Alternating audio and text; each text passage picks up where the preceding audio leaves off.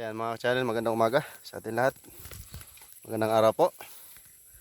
Saan po pa kayong sulok ng mundo? Magandang araw po sa inyo lahat. Magandang gabi. So, ayan. Dito naman tayo. Kasama natin si Tundon, no? Pararo na naman tayo. Ayan. So, kung napansin nyo po, yon yung dati nating pipino, yung hinarbisan natin last month. So, yung nahihirapan tayo sa sobrang dami. Hindi tayo mailabas, ano? So, yan siya. Nakita nyo po. Yan. Yan. Then, ito yung dati ko namang ampalaya, no? Last year ito. So, last December, no? Mag-iisang taon na siya. Simula nung nataniman. Kung mapansin nyo, may mga poste pa. Yan. Yan, may mga poste pa. Ito nga yung pinantanggal ko lang kanina, yung mga poste yan. Sinandal ko na doon, no? Tsaka yung kabila, yon. Pinararo ko naman kay Dondon, no? Para taniman naman natin ng sitaw, no? String beans. So, mayroon na akong binhi, no? Half kilo. Yan. Tignan natin kung kakasya ang half kilo dito. Maring kasya siguro. So, ganun talaga, no? So, related doon sa ating upo, no? Medyo tagilid tayo doon ngayon sa ating upo doon sa kabilang area, no? Medyo hindi tayo tinantanan ng ulan, no? Daily yung ulan, no? Hindi nakakalimot. So, which is sa upo, ayaw na ayaw ng upo, no? Ng ulan ng ulan o yung sobrang tubig, no? Hindi naman maganda. Ang gusto talaga ng upo ay tama lang, or di kaya ang gusto ng upo ay tag-init. Then didiligan mo siya, i-watering mo siya. Yan ang gusto ng upo mga ka-channel. Pero ganun pa man. So sa farming talaga, no, natural na yan. Na mayroon talagang mortality, no? So hindi mawawala yung mortality sa farming mga ka-channel. Kasama na po yan sa journey na magsasaka mga ka-channel. Kailangan talaga yan, no? Dahil pag walang ganyan, hindi naman pwede na although, no, sa farming gustong-gusto ng farmers na laging panalo. Pero wala naman tayong magagawa. Hindi naman tayo si Coco Martin, no, na lagi tayong buinas. So, ganun po talaga, laban lang sa farming, no, sa mga kapwa ko farmers, no, ganun po talaga, alam nyo naman, no, kailangan talaga yon.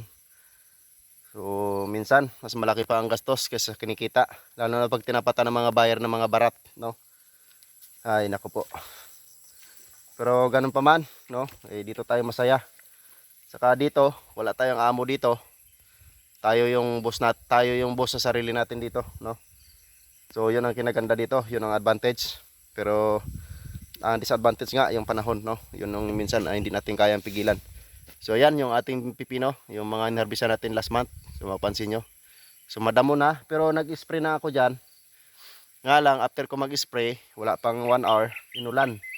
So, ayan, medyo napansin nyo, medyo madilaw-dilaw yung dahon. So, yan lang yung tinalaban ng chemical na in-spray ko dyan.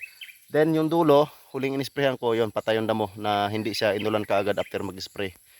Pero by next week, so, i-sprayhan ko ulit yan para mapatay lahat yung damo. Tatimingan ko lang na medyo mainit. So, ngayon, medyo mainit ngayon, pero meron pang low pressure, no? Tatimingan ko yan pag walang low pressure. I-sprayhin ko ulit yan. Bali, 2 tangke lang naman ang kailangan ko dyan. So dito, so yung project natin, next sitaw ang project natin. Testingan natin yung sitaw. So dahil noong 1 year ago, o almost 1 year na, no? Tumama rin ako sa sitaw. Maganda rin yung presyo ng sitaw. Pero ngayon susubukan natin. Paararo natin, no? Mas maganda pag araro kasi malambot yung lupa.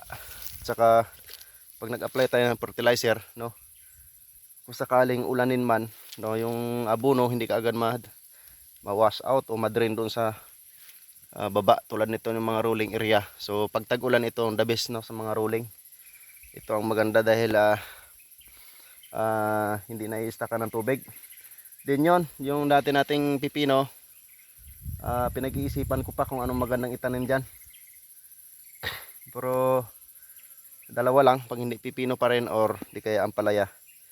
So yun ang target natin by November siguro, baka pipino or ampalaya. November ko tataniman yan dahil last na harvest natin ay Ugos, no? Hindi kasi pwedeng itaniman kaagad natin ngayon ng October yan dahil baka mamaya yan pa yung maging dahilan para mapilyor tayo dyan. Hindi kasi pwedeng magkasunod yung pipino din, few months, pipino ulit, no? Pwede yung pipino ulit, mga 2 to 3 months, pwede na, no?